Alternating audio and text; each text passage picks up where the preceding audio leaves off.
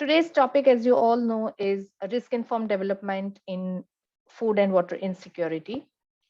Today, we are happy to be joined by our esteemed panelist, Mr. Mohammad Zakir Hossain, the founder and chief of Farmers Voice Bangladesh, Ms. Pradnya Paithankar, SDG manager and from UN World Food Program, India office, and Ms. Mary Githomi, country director, IAS Kenya. Welcome you all. This webinar aims to shed light on understanding food and water insecurity from the perspective of increased complexities of disasters and changing climate, understand some of the existing tools to assess food and water insecurity, and learn from community-led initiatives for risk-informed development as we begin. With this brief prelude, I would like to invite Mr. Bijay Kumar, Executive Director at GNDR. Bijay has a long track record in humanitarian and development work, particularly in DRR. He has a considerable expertise in leading and managing civil society organizations and networks gained through hands-on experience working in Africa, Europe, South Asia, and Southeast Asia. Bijay is a strong advocate of shifting power from the international system to community-led capacities, preparedness, and response facilitated by local organizations. He is also a passionate promoter of human rights and people power, both in policy advocacy and implementation. Mr. Kumar took the position officially at GNDR on September 4th, 2018. Welcome, Bijay. Thanks, Shivangi.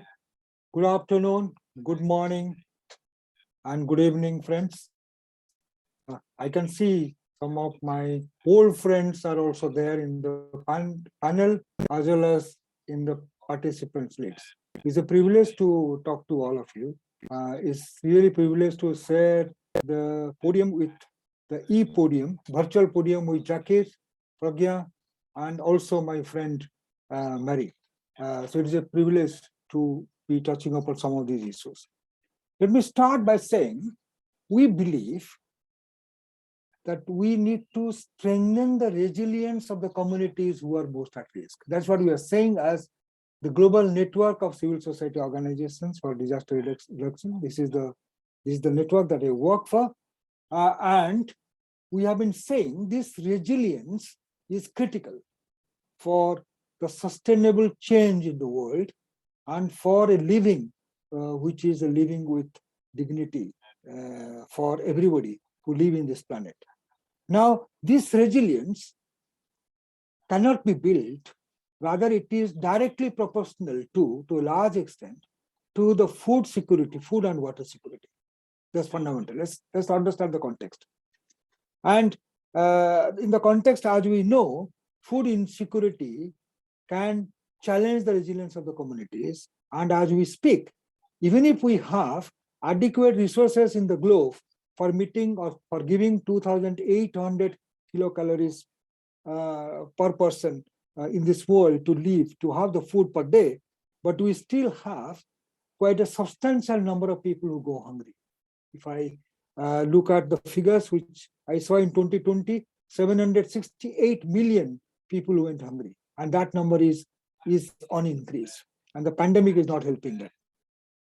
Rather, it is increasing and increasing multiple. The second one, that we also see that the water insecurity is also challenging the resilience of the communities. And the water insecurity is primarily where we see this water insecurity, where the people do not have access to a safe and potable drinking water. That if we look at again the statistics, 3.5 billion people will be not having access to the safe drinking water by 2025. That's what quite concern is a matter of concern. And the people will be moving primarily because of the water and water source.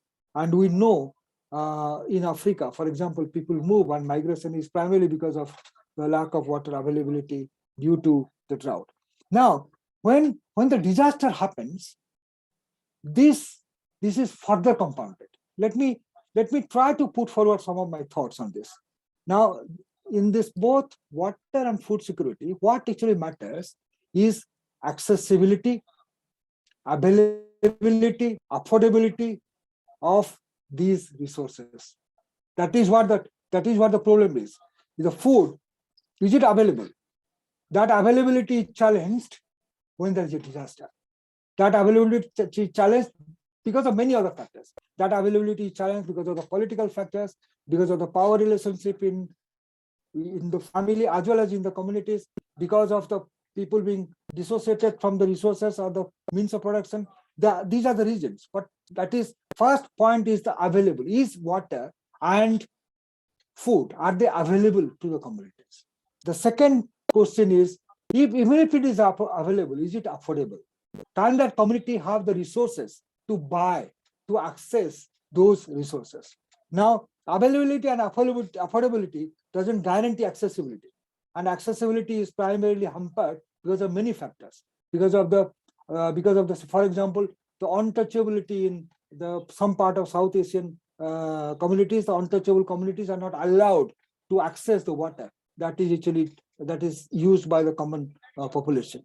Now, there's a minority group, they're not allowed to access the waters, or they're not allowed to access the food that might be available. So there's a question of accessibility. And the last but not the least, for the food, for the food, it is acceptability. So that everybody do not eat all the food. There are cultural restrictions, like say Hindus will not eat beef, there's a Muslims will not eat pork. So there's the acceptability of the food.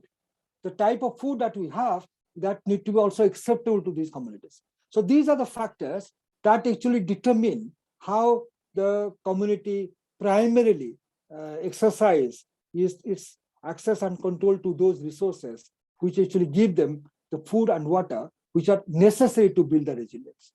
And during the disaster, particularly when the hazard becomes a disaster because of the lack of resilience of the communities, that becomes even further compounded. So if we are looking at building the resilience of the communities who are living in the risk, then we must ensure that we understand these dynamics, and together we can actually perhaps come forward with a plan or a response plan or a development plan which will actually address this. I do look forward to hear Zakir, Pragya, and Mary and learn from what you are saying. So we are here to learn as GNDR so that we can take it forward, take it to the communities, and ensure that the communities are prioritizing the various dimensions of these drivers, so that they can plan to address those dimensions of risk driver to build resilience. Thank you very much for giving me this opportunity. Thank you very much. Thank you, Bijay. Thank you for touching upon some of the fundamental issues and the complexities around it. From the statistics and the facts that you said, it is now established that food systems are collapsing or challenged more and more due to compounding impacts of external drivers of risk, such as conflicts, climate change, and others. It is crucial, therefore, to address these risk drivers, thereby ensuring food and water security to these communities most at risk. So moving further, today's webinar therefore focuses on three objectives: to gain a better understanding of food and water insecurity from the perspective of increased complexity of disasters and changing climate and communities most at risk; to gain knowledge on existing tools to assess food and water insecurity; and to learn more from the lived experience of communities most at risk. With this, I would like to welcome our first esteemed speaker, Mohammad Zakir Hossain. We call him Zakir Bhai, founder and chief of Farmers Voice, member Farmers Constituency at UNFCCC. He is graduated in organic farming from Wageningen University, Netherlands. Returned to the locality, and he has established the Tiny Farmers Research Institute Farmers Voice, and he's working for more than 20 years. On behalf of local people, mostly he's funded by the community support. Zakir Bhai played very active role representing NGO major groups and a stakeholder engagement mechanism, and APRCM at APFSG to 2018-2019, HLP, PF, COP26 to name few. Today, Zakir Bhai is going to provide us the understanding of food and water insecurity problem from the perspective of disasters and its complexities. We'll request participants to park their questions to Zakir Bhai and other presenters in the chat box. We'll try to address them in Q&A session. Over to you, Zakir Bhai. Thank you, Bijay and Shivangi ji. In fact, no development is risk neutral. So, what is risk from development? When development policy plan and actions of a sector do not create new risks or increase existing risk either to other sector or to the developing sector itself, but unfortunately development is not risk neutral. So the question is, if the risks are taken into account seriously during policy planning and actions, and to address those risks, that is the question. Food, the basic need of lives, and water, the basic component of lives, include crops. So from risk from disaster and climate change affects food and water sector severely. And most of the time, not especially, but for all the countries, GDP affects from food production sector. So it is the basic for any policymakers, researchers, and practitioners to make the food and water sector resilient to disaster risk and climate change risk. But unfortunately, till now, it's not happening. So how food sector is being impacted by disaster risk and climate risk? So to go into the sector or into the segment, let's come to what consists in food sector, food production, from production to the table. So the factors are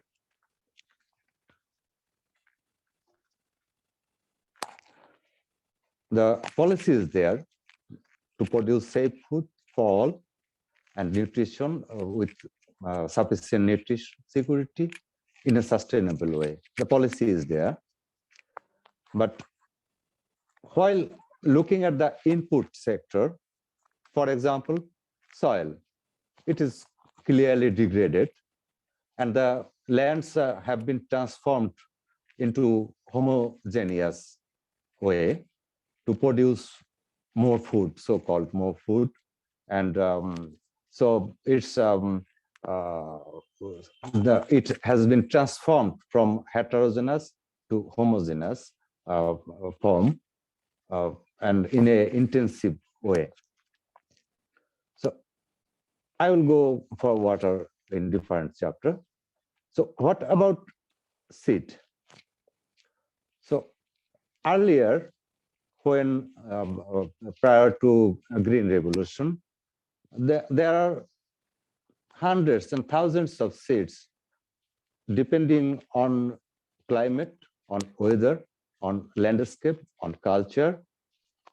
But nowadays, to go for intensive agriculture, seeds have been disappeared, and we have to cultivate 3 or 4 seeds all over the country. So there is a risk. There is risk from pest and disease, crop failure, and from natural or man-made disaster and climate change. So when a disaster strikes, all the crops are from nearly the same category, same variety, so all are gone. But before But before, the importance is various seed, different types of seed. It gives some resilience. When one crop failed, the other varieties survive. But this is not the case. For nutrients, we are mostly dependent on artificial nutrients because the soil has been degraded, and also the inputs, farm inputs, we are not bringing it back to the field. The nutrient cycle has been destroyed. So against a pest and disease, we have to rely on chemicals hugely, and indiscriminate use of chemicals because of fear. And the machineries, farm machineries are taking the place of human labor. So people are being away from farming practices, farming activities. For processing, before processing, we can go for the knowledge base. How nowadays we are practicing agriculture. The knowledge is from conventional scientific knowledge, and the farmers' knowledge are being avoided, and the knowledge is not being considered. Although the farmers' knowledge base or local people's knowledge base has a huge impact on farming systems. And I told earlier that we have moved to intensive agriculture. The problem or the situation of processing is each of the processing stage. In each of the processing stages, adulteration is being happening, and we are losing the nutrients from the varieties. For example, from coarse rice, the modern machineries in factories, in rice mills, they are scratching out the hard shell from the coarse rice, and then polishing the rice and packaging in a quite fine way that it looks glassy, and it digests quickly, and we don't have too much labor to take it in. But the thing is that we are losing the nutrient part from the hard shell of the rice. The supply chain is... Zakir, by this is Shivangi. We have 3 more minutes. You will need to be little fast. Thanks. Okay. The supply chain is the price is being manipulated, and until the farmers have the products, the market price is down. But when the product is to the big business or middlemen, so they manipulate by syndication, they manipulate the price, and the consumer have to buy with a higher price. And only 3% of the product farmers can keep on their hand. That is the Bangladesh scenario. And also the syndicate, they create artificial crisis. Now go to the water. The groundwater is already depleted, and also because of shortage of groundwater, the backflow from sea is coming up, and also due to climate change and the sea level rise, the surface water has been destroyed due to dams, roads, culverts, bridges, and also enforcement. Reduced flow from upper stream is another cause, and due to shortage in dry period, the rivers and canals are being silted. So in monsoon, the overflow is happening. Water bodies in pond, around field, and homestead, those ponds are being used earlier, for household work is gone, and even the water was being used to drink. So the rainwater natural reservoir has been lost, and the rain-fed production system has been forgotten because, and also the landscape change and unavailability of varieties. And flood water, nowadays we don't have any flood, but water logging. So water cannot recede due to different barriers.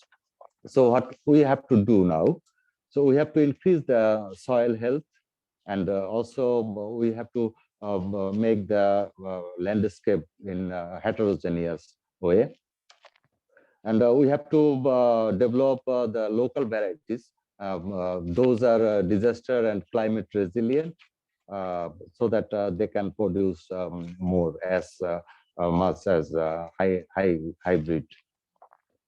We have to reduce the artificial nutrient application. So we have to go for agroecology farming practices. We have to restore the traditional knowledges that will be supported by conventional technology. And we can think about extensive agriculture instead of intensive agriculture. We have to forget that less processed food is good food. We have to acknowledge that. And there is no other alternative because instead of cooperative mechanism, so that farmers can be connected with consumer group, so we can overcome the problems. And consumers' mindset is another important issue, so that they will have good food directly from the farmer's field. And the government, they have to come up with a price cap, so that the farmers can have the proper price on their product. About water, one more minute you have, yeah. Okay. About water, we have to reduce the groundwater use for agri production, and we have to renovate the water sources, and we have to restore the pond ecosystem. And in saline prone area, we have to make the pond water drinkable in a different way. Technology is there. Free flow of surface water is precondition, so reducing the barriers could be a good tool. We have to use the renewable energy for irrigation purpose, and natural reservoir for rainwater harvest is basic.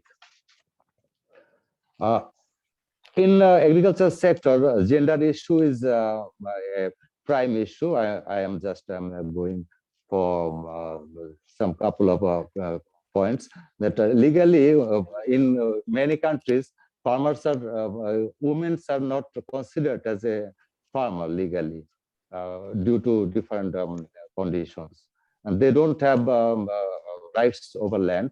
However, in Bangladesh, government has initiated to give their rights on land. Women are holding the vast knowledge on seed and water especially. So we have to tap their knowledge, restore their knowledge to utilize in agricultural practices. So overall, what we have to do, we have to translate the policies and plans into local dialects, so local people can understand the policy language. And there is no other alternative without a local guideline on risk-informed development. And the local people's ownership on development is crucial. So when all the policies and frameworks we can press into the ground, so that we will have a risk-free development in agriculture and water sector. Thank you. Yeah, thank you. Thank you, Zakir Bhai, and thank you for kind of taking us through the problems in the food and the water systems and what can be done. I know the time is short to cover such a vast subject, but thank you for your intervention. Uh, Without further delay, I would now like to welcome Ms. Pradya Paithankar, SDG Manager at UN Food Program. She is currently providing leadership of two of World Food Program India's efforts to bring sustainable food and nutrition security to the forefront of development agenda by expanding the scope of work to enhance resilience building and adaptive capacity among vulnerable population in changing climate. Uh, as head of policy design, South-South collaboration, she is contributing to leverage WFP's expertise globally in the field of climate change, DRR, DRM to strategically support government systems to design, monitor, and implement approaches towards achievement of 2030 agenda. Her work involves support to transforming food systems to make them climate resilient and encourage local action through empowered communities. Today, she is here to introduce some assessment tools.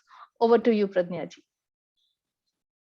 Thank you so much, Shivangi. If I can share my screen. And you have 10 minutes, Pradnya ji. Sure. Am I audible? Yes. I'm unable to share somehow.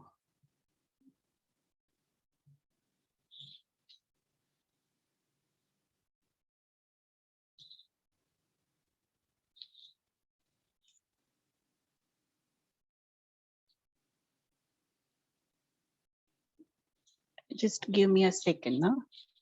I think there is some problem with.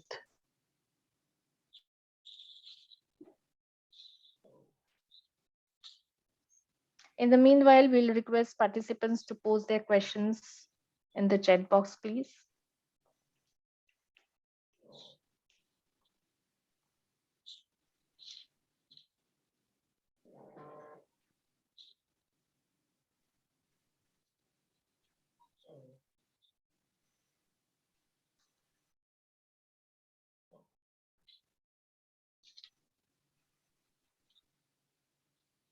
Can you see this now?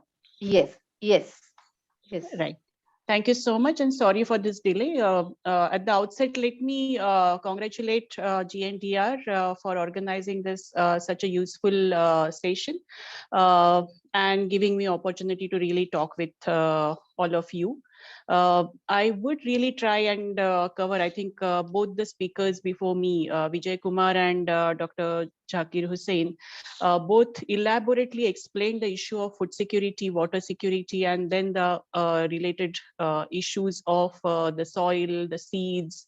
And as has been said, that the development definitely is not risk neutral. And so somewhere it is extremely important and has been really emphasized through various forums that how we really look at climate smart agriculture or climate smart food security and nutrition or water security. And that has become more and more important. Given the time of 10 minutes, I'll quickly just walk you through some of the forecasting tools or tools which actually help us measure the food and nutrition security. Sorry.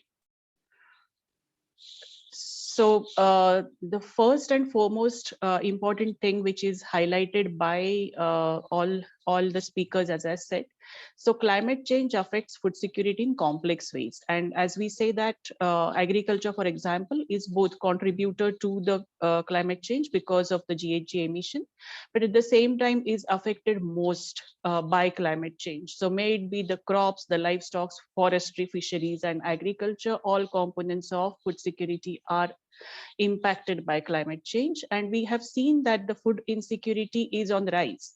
And when we are saying that it is on the rise, it's not just a simple small increase, but it is in fact, I mean, the number has doubled in last few years. Of course, I mean, it's not just driven by climate, but also by conflicts and COVID, of course.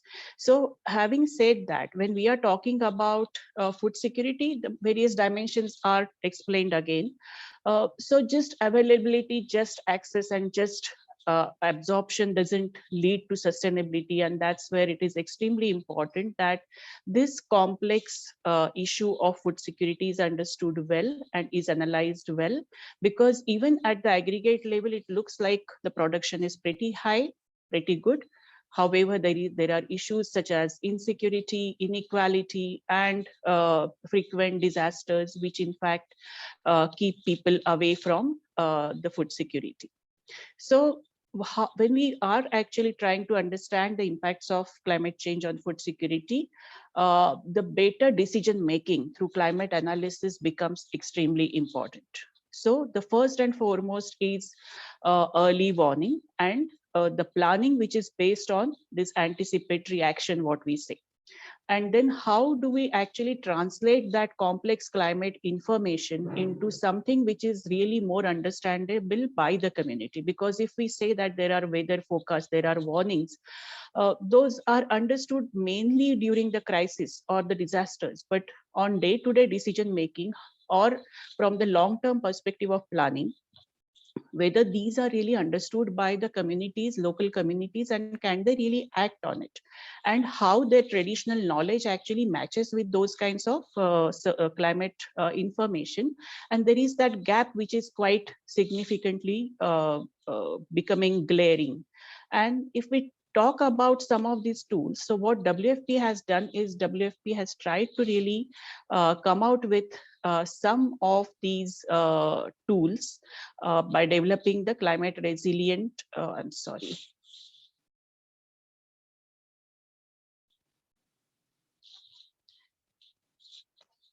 Yeah, by developing climate analysis and supporting the governments in taking the larger decisions for the policy planning and adaptation planning, but at the same time also highlighting how the local level action can be really ensured.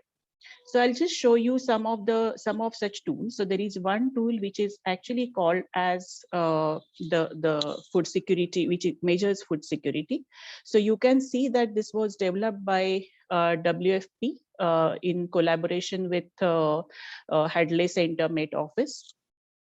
And if you see the 2080 scenario, it in fact considers various options. So on the left side, you can see future scenarios. When the emission is high and adaptation is none, then by 2080, we can see that most of the world turns red. So that is a very high level of food insecurity. And you can see the present day situation in the box on the right down corner, where we say that with some moderate kind of adaptation and emission, this is the kind of situation now. This tool actually is available online, and you can look at various options of emission and adaptation and generate such scenarios that what will be the situation in a particular area. And that in fact is a kind of predictable tool where it actually mainly is dependent on the two criteria, the emission and the adaptation action. So now I said that using this forecast information for early action. So how that actually can be done. So there is a tool which is used by WFP, which is called as PRISM. And the full form of this PRISM is Platform for Real-Time Information and Situation Monitoring. So the main aim of this particular tool is to provide timely and appropriate assistance to decision maker, where they want to know what is the impact or potential impact of weather or environmental condition on food security, where the people are, where the affected people are, and which are the communities which are most at risk, where those communities are located, and how severe are the conditions, and how vulnerable are the affected communities. So it in fact is a kind of tool which helps you to look at the anticipatory action based on the climate analysis and how that would have impact on the food security, hunger, and malnutrition. So how does it work? So it actually looks at two main things. One is the economic vulnerability, which already is available through some data which is related to, let's say, poverty, income source, population, disaster history. So the economic vulnerability comes from these four factors, where there is a extreme poverty. If the incomes are low, the population size is very high, as well as maybe, I mean, the proportion of vulnerable people is large. And then the disaster history, if it's the exposure to disaster, it's very high. So then that forms the economic vulnerability. The second parameter is drought exposure. So the drought exposure is actually measured through meteorological droughts. So standard precipitation index, rainfall anomaly, and the days since last rain, that is actually calculating the dry spell. It also looks at the agricultural drought, where we look at the enhanced vegetation index, then vegetation condition index, temperature condition index, and vegetation health index. So it looks at the agriculture and its impact, drought, how it impacts the agriculture. And then that actually leads to impact and priorities on cropland. So number of hectares affected, then distribution of affected population, which is further linked to market price data and disaster history.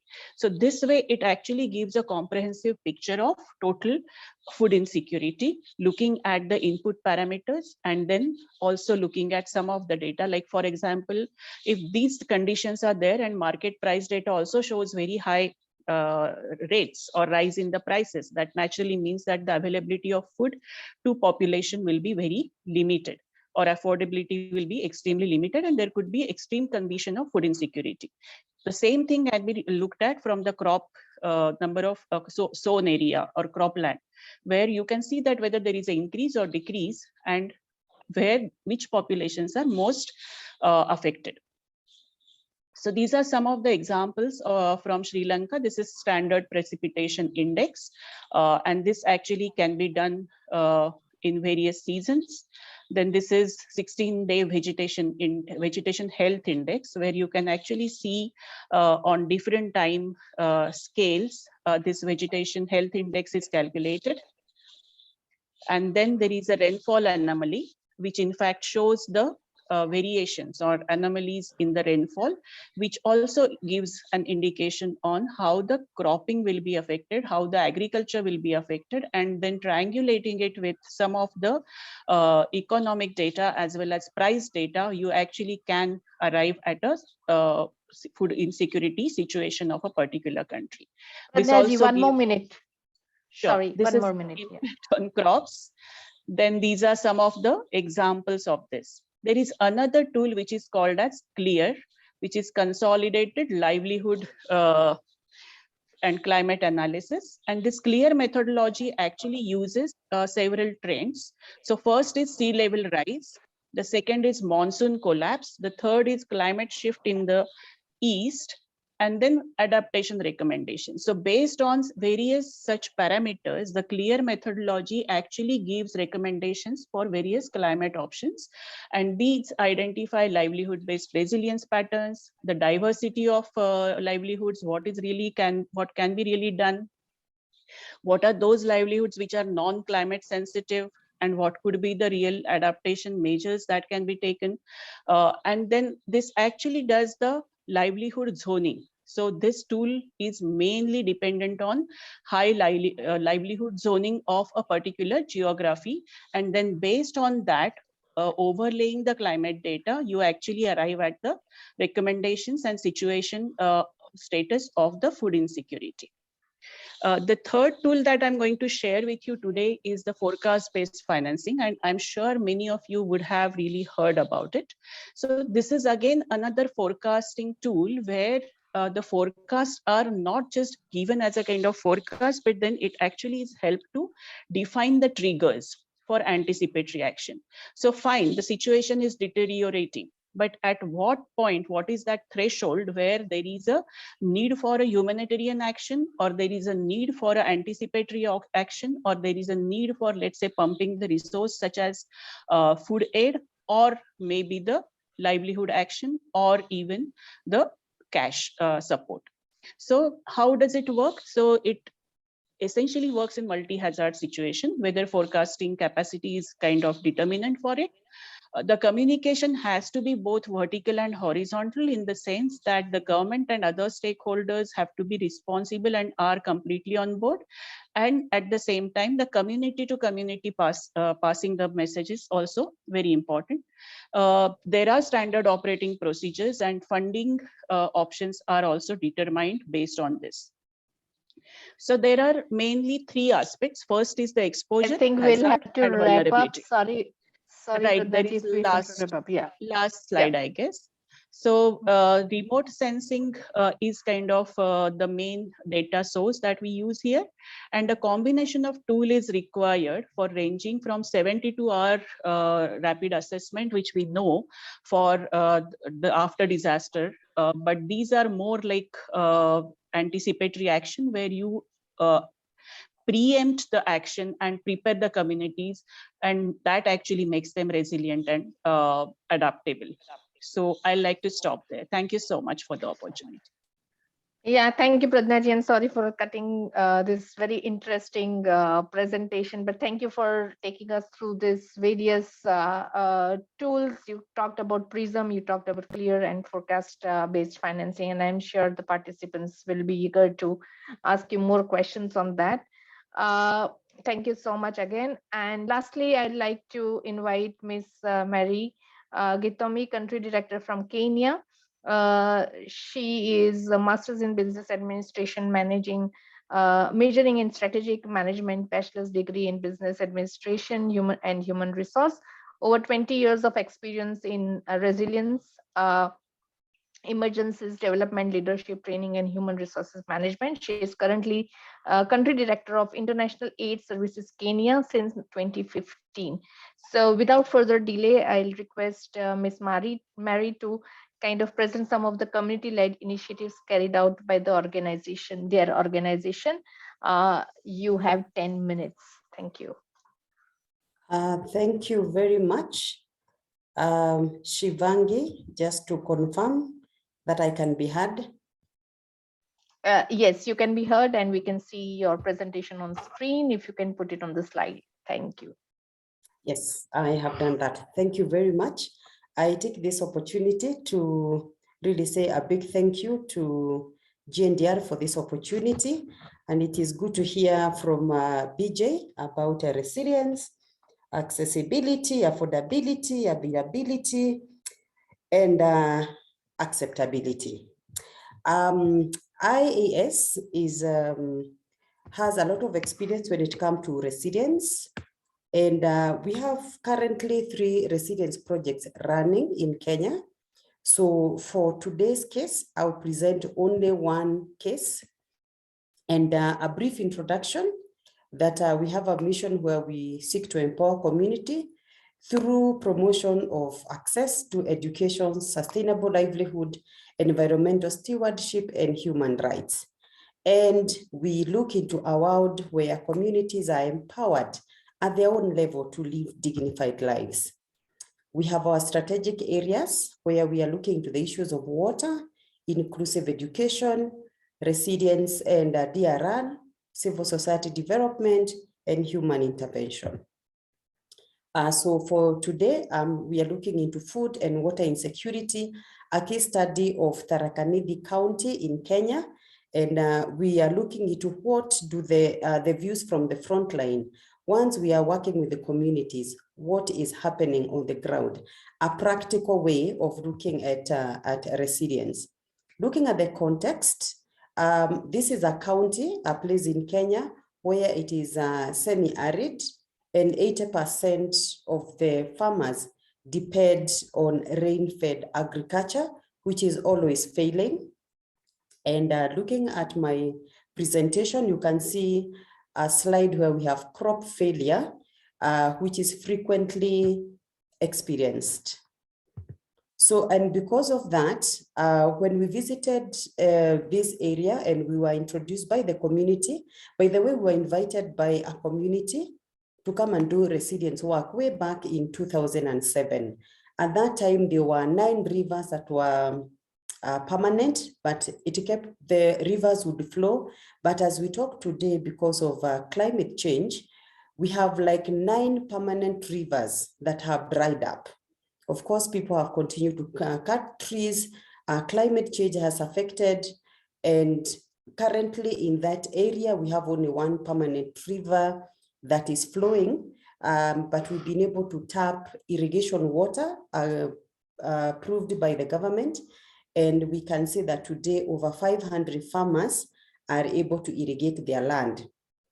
But the project I'm presenting right now is not the gravity-driven irrigation, but it's to do with rainwater harvesting using water pans. As I said, we have 3 projects that are running on resilience. It is just one of them. We looked at environmental impact when it comes to unsustainable farming, and we realized that communities are just wasting water. They are not able to harvest when it rains, or maybe once in 2 years, or at least in 2021, we got some rain only in December.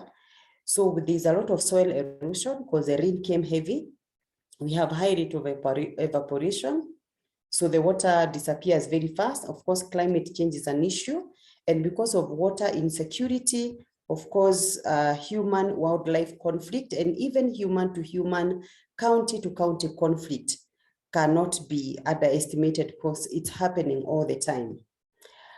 We are looking at a past research that was done by Kenya Agricultural Research Institute in 2006, and they actually confirmed that the place we are implementing this resilience project, the soils can actually be able to sustain agriculture.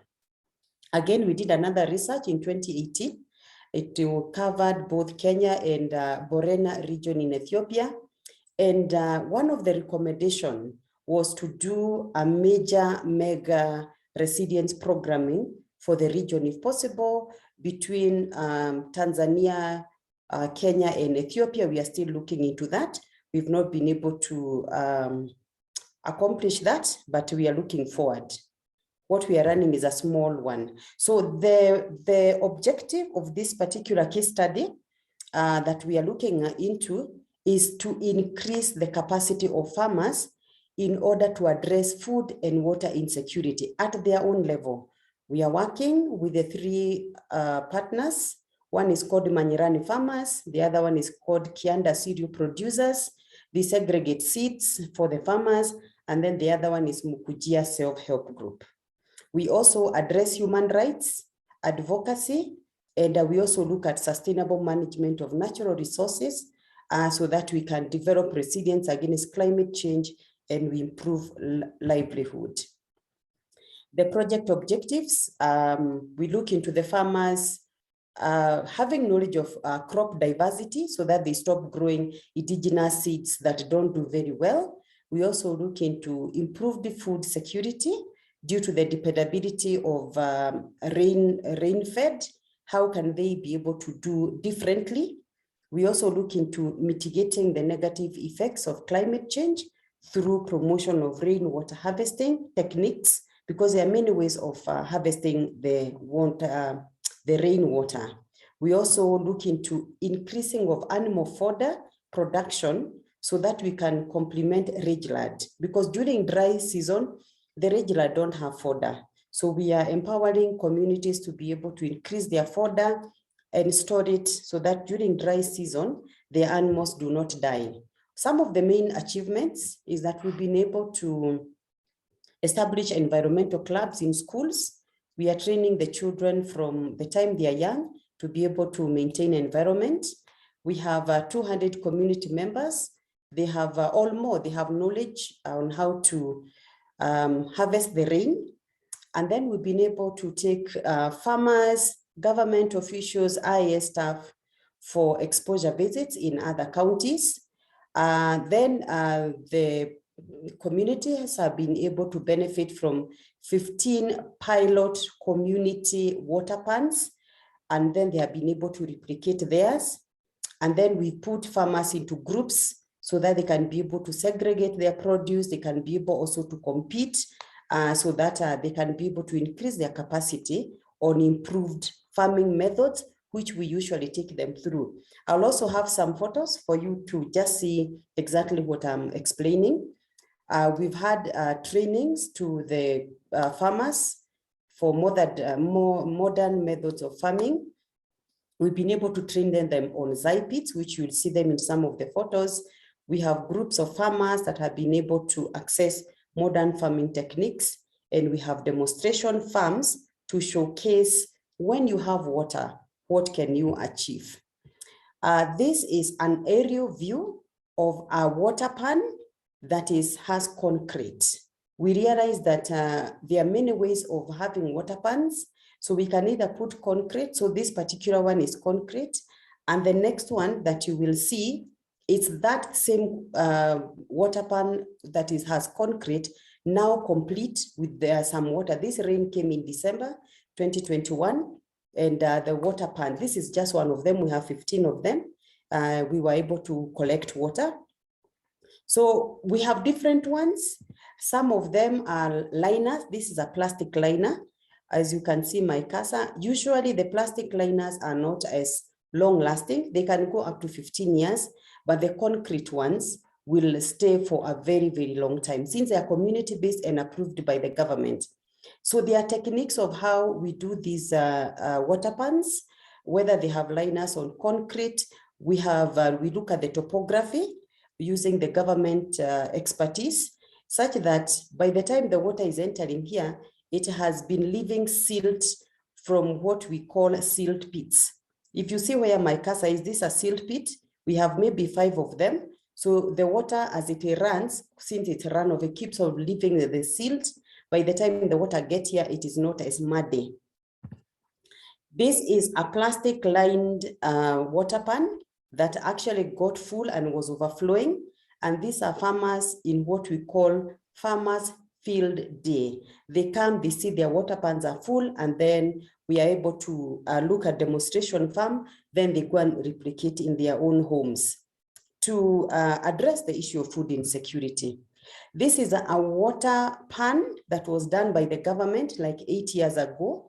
So in 2020, we were able to desilt. This amount of water is actually running for a whole year, and it is able to wait for the next rainy season. It has Maddie, big we have volume 1 of water. minute.